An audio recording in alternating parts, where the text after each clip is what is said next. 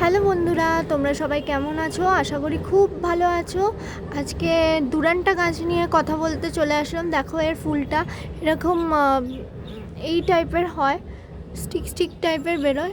ফুলটা খুব সুন্দর হয়, প্রজাপতিদের খুব প্রজাপতি, মৌমাছি, ভ্রমরদের খুব অ্যাট্রাক্ট করে। তোমরা এই গাছটা করতে পারো, খুব সুন্দর। কাটিং দিয়েও খুব ভালো করে হয়ে যায়। এই সময় মনে হয় এর ফুলটা বেশি হয়।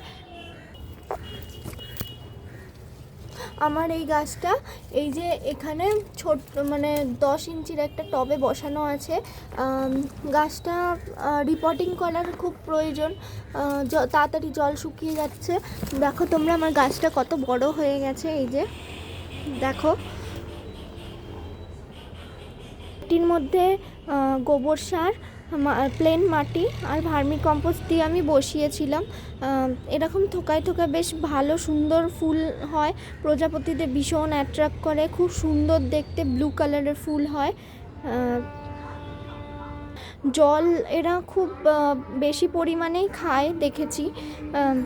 কাটিং দিয়ে এদের হয়ে যায় অনেক সময়, অনেক সময় আবার হয়ও না। তোমরা কাটিং যদি লাগাতে চাও তাহলে এর বর্ষাকালে চেষ্টা করো এর কাটিং লাগাতে।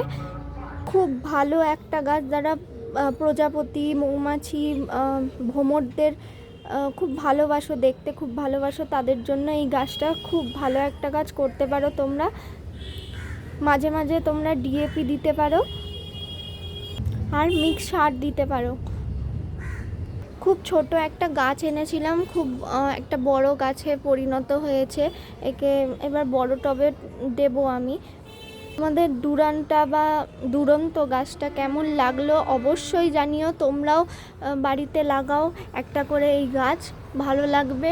অল্প কেয়ার, বেশি কেয়ারের এতে খুব একটা আমি পোকা দেখিনি বলতে গেলে। তোমরা চাইলে এই গাছটা বসাও, খুব ইজি গাছটা। করে বলো কেমন লাগলো।